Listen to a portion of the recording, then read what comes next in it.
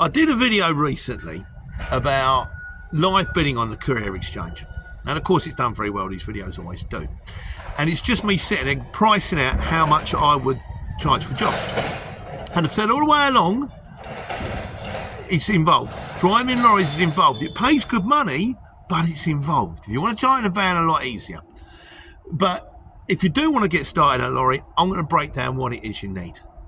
So these are the things you're going to need. I am now a freelance lorry driver, just me and the truck. I've gone through all kinds of things as to where I've arrived at. It's me and an 18-ton curtain side, and that's what I do. I get jobs from my customers. I get jobs from the courier exchange. That's what I do on a daily basis. So, things you're going to need. First thing you're going to need is you're going to need to be able to drive the lorry. Now, if you're old like me, you'll have granddad rights, which means you'll be entitled to drive a 7.5 tonne, providing you pass the CPC. You want to drive anything bigger than that, a 12, an 18, a 26, or an Arctic, you've got to do either a Class 2 or a Class 1 truck test. For that, you're going to have to allow 2 to 4 grand. Depending if you on how advanced you are, you might. I mean, I've driven 7.5 tonnes quite a lot of my life, so I was quite experienced anyway. But you're going to have to take a theory test.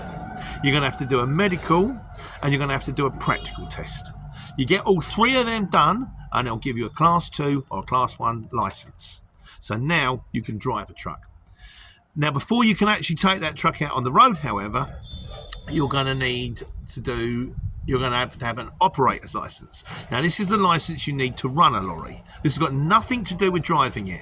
I can sit in an office and put 10 drivers on the road, 100 drivers on the road, and not have an HGV test. I don't need one because I'm not actually driving the truck. But to actually put those trucks on the road, you have to have an operator's licence, a licence to operate the trucks. Now, I've done a video on this. This is all you need to get an operator's licence. That's going to cost you around about £1,000.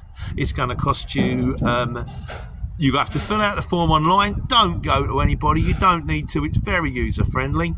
So you're going to have to fill out the form online, and you're going to have you have to take out an advert in the paper, and then eventually you pay the fee. So with the advert in the paper, it works out about 850 quid with the fee and the advert in the paper. You also have to have at least £8,500 in available capital.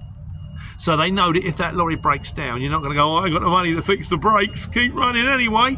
So this can be in the form of a loan, a credit card, a factoring company. You don't actually have to have the physical money sitting there, but you need to show that you've got £8,500 available and £4 grand for every truck after that. So when you apply for your operator's licence, you work out what you've got and what you want to apply for. So now you've got your truck, you've got your qualification to drive it, and you've got your operator's licence in place. Then you've got to go and buy a lorry. So you go buy a lorry. Now the next you've got to do, you've got to buy one. That's how long's a piece of string. You can go and buy a brand new truck for 200 grand. I bought a second-hand truck. I was lucky. Mine was 5k plus the VAT. And depending on how old you get, depends on how many problems you're going to have, but not necessarily. You can get a brand new truck. I know people that have got a brand new truck. It's been off the road since October. They can't work out what's wrong with it. The more computerised it is, the more difficult it is. But that's something else. So you're going to have to buy a lorry. Once you bought the lorry, it needs to be taxed, insured, MOT'd. You need to make sure that your tacho's in calibration. That's the head that records all the stuff. I think that's round about what you would need. I'm trying to think if there's anything else you need to... Yeah, and then you have to apply on your operator's licence. You tell them what the lorry is. Also, you're going to need... to go with your operator's licence and to go with your test, you're going to need a tacho card. It's 25 quid. That's the card that goes in the tacho that records your driving hours. And you're also going to need an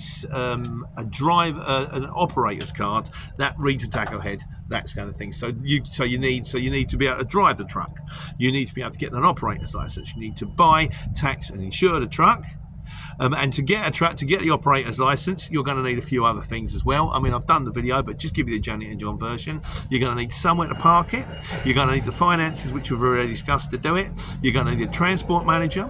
You're going to need sort of a clean bill of health. They don't want you if you've got certain criminal convictions and stuff like that. And you're going to need to show a mechanic who's going to be taking regular inspections of that lorry. You need to prove all of this stuff to the ministry, to the DVLA. Once you've got that and they're satisfied, they'll issue you with the licence. So, you've got your licence to drive, you've got your licence to operate, you've got your truck, you bought it, it's taxed, insured, it's MOT'd, it's ready to go. The final thing you're going to need is customers. I get most of my customers off the courier exchange. the courier exchange, you'd have to join the haulage exchange because it's not a van, it's a lorry.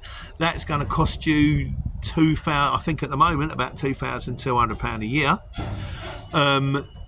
Once you've joined for a whole year, they will let you break it down to 3 monthly periods of about 500 quid.